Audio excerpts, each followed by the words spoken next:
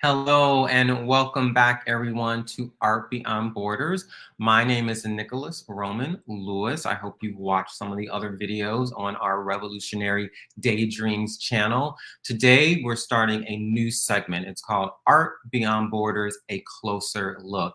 And it is just what it says. We are looking at one painting and talking to the artist to get a closer look and understand what were some of the ideas, themes, and techniques behind one painting so you, the viewer, can get a little more information. I'm happy to bring back our friend, Franck Hodelin. Frank, I'm going to say you're a friend of the show. I'll take that. Show is in question marks, but you're a friend, and this is a show. Not an enemy. So some of you have perhaps seen the much longer video that I did with Frank about his whole career and his work and his background. But as I said, today we're doing just a closer look on one painting. So Frank, can you tell us a little bit about yourself? All right. Well, I am Franck Albert Hodelin, and I am an artist living in New York City. I like to say I'm that rarest of breeds, the native New Yorker. So I was born and raised in New York to immigrant parents from Haiti, and studied at Pratt Institute here in New York, in Brooklyn. And that was years ago.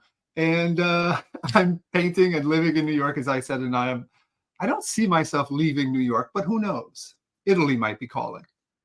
Yeah, hey. Well, that's a good thing, especially talk about, the immigrant status. So we're going to actually just delve right into the painting. This is entitled Pensive, the artist's father. It is 18 by 18 inches, oil on canvas. And I'm just going to give you my thoughts about it. So yes, you're my friend. I know you. I actually met your father once. But when you showed me this painting, I think you may have just sent a GIF or something like that. And I was like, oh my God, I really love this. And then when I saw it in person, it just had so much emotion. And it's one of these paintings for me that, I talk about art that's being alive.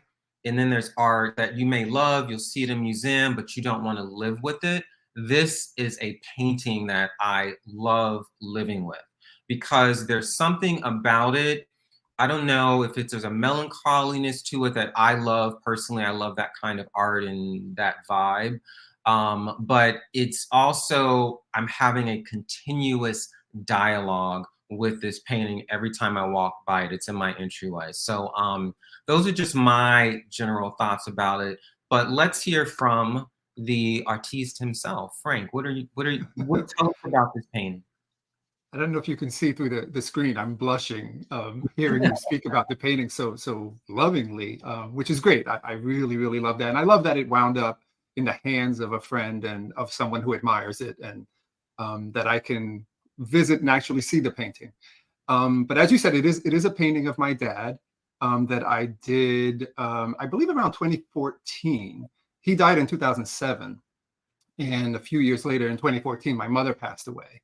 So I think around that time, I was starting to feel sort of like an orphan, and at 40-something years old.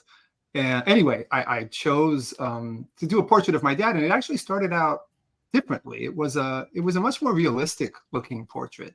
It was fine. It was, somewhat successful. I didn't love it, but I think it was the kind of painting that if you saw it, you'd be like, oh, that's nice, and just, move on to the next one. And I sat with it for about a year until I decided. I looked at it again, and I don't know, I kind of realized what I needed to do to change it and to make it a real tribute to my dad, who incidentally was an artist, an amateur painter. Um, and he was very influenced in his styles by Picasso, Gauguin, and Bob Thompson, who died in the 1960s. Um, so in reworking the painting, I tried to do something that was, somewhat reflective of those styles, somewhat cubist, much more abstract than I typically work in, and a little bit in his own style. And I I like to think it actually worked out. It looks like him, and it came out feeling the way I wanted it to feel. As you said, it's sort of sad. It's a little melancholy, but it's not really, or not totally. I think it's also just sort of quiet and pensive, hence the title. Who My father was all of those things. He was sort of sad, sort of quiet, sort of pensive. Not the life of the party guy, but I think a very likable person, um, and a very dignified man. So in a very small painting, it's only 18 by 18. I try to hit all those points. Well, I hope I did.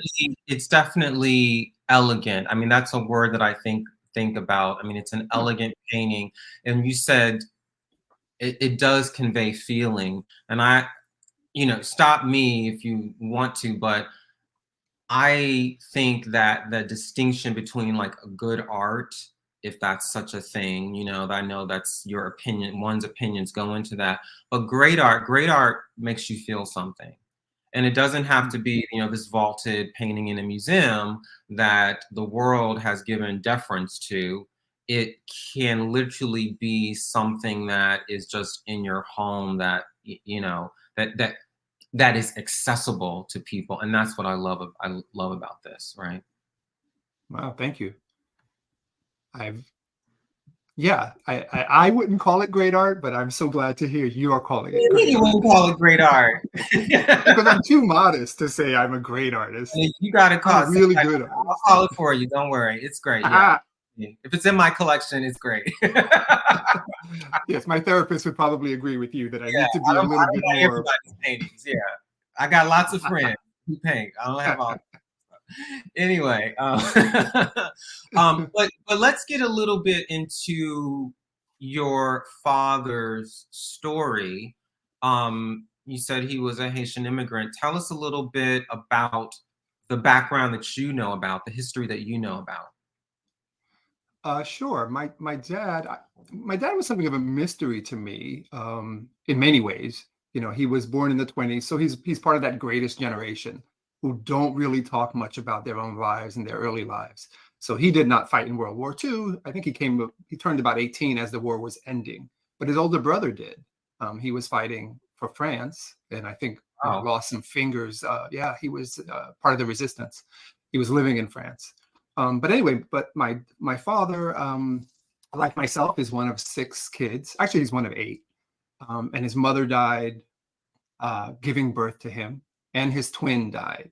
Right, he really? was a twin. So the twin and my grandmother both died in childbirth, and he survived. So he lived without a mother until his father remarried. And then years later he married my mother, and they had three children while they were living in Haiti. And this was around 1960. Duvalier, the dictator, had come to power and had decided that any light-skinned person who tended to be the more upper class in Haiti, or anyone who he felt was some sort of a threat, who might have been in the army or the previous presidential administration, needed to go. And by go, he meant, you were going to get shot. Yeah. So they literally had to leave under cover of night with just what they can carry. So he left Haiti, and left everything behind that they had, and he had a pretty nice life. They were well off, and came to the States with nothing. He was an architect and couldn't get a job here in the States because of the racism in the 1960s. And he spoke with an accent, even though he was probably smarter than those people. He spoke about four languages, including Latin Wow. and German and Spanish. But eventually he got a job Yeah, eventually he got a job working in an architecture firm in New York City, and then had 4 more kids, including me. Um, and one of my sisters, my sister who would be about a year and a half older than me, she died in 1969 when I was only about a year old. So I tell you all that to say that my father's seen his share of good and bad and tragic in his life. Um, and for me, and he never really talked about it. He never really discussed the early life, having to leave Haiti. A few times I've asked him, why didn't you ever go back to visit? Which he never did. And he said, at this point, Haiti is not the place I left. It has changed, and it's going to be too sad to have to go back there and see it. So I'd rather live with my memories. And yeah, they never went back, and he died here in the States in 2007. I So mean, this is my tribute to it. Yeah. that's an amazing, that's a whole other tome book. Right. Immigrant life, Haiti, that's something. But I think you say that this is a tribute to your father, and I really think that's just a beautiful, beautiful tribute that you Thank you. were able to do for him. And just as someone who, I'm an observer, to be able to feel all of that and to see all that, I think that's amazing. So Yeah. is there anything else you wanted to tell us about the painting that you wanted the viewer to know? Um, no, I think just in a general sense, as an artist, artist therapy. And as I said, I painted that, even though it's what I do, that particular piece is very personal. And I painted it, as I said, the year my mom died, and then the following year, I think as a sort of a therapy for myself, and a way to kind of come to terms and be at peace with losing both my parents. Wow. But particularly my dad, who I think influenced me the most. He was my first exposure to art. As a little kid, I would see my dad painting, and I'm like, I want to do that. Can you buy me some paints? And I don't want the kiddie starter set. I want the real paints. And he did, and he got me the real thing. I still remember it. I wish I'd kept it, but he even kept the very, very first painting I ever did. I never knew that. I was like 8 years old, and I painted this little stuffed gorilla, I think I had. And I found it cleaning out the house. Once we were ready to sell the house after my parents died, I found it. And he had kept it all those years, and I just was crying. But it was so beautiful. It was really wonderful that he kept it. It didn't. Yeah. It wasn't framed on a wall. It was filed away. Yeah. But And for safekeeping, I suppose. that's really beautiful. Can we leave with just one more question? What was your dad's name? Sure. Pierre Hodelin. Pierre Hodelin. So this is a wonderful tribute in art to Pierre Hodelin, and you can rest assured he is in good hands, and his memory definitely in our home. So thank you so much, Frank. And thank you. This was fun. We'll have you back with another closer look with some more paintings. So take care. I look forward to it. All right. Bye.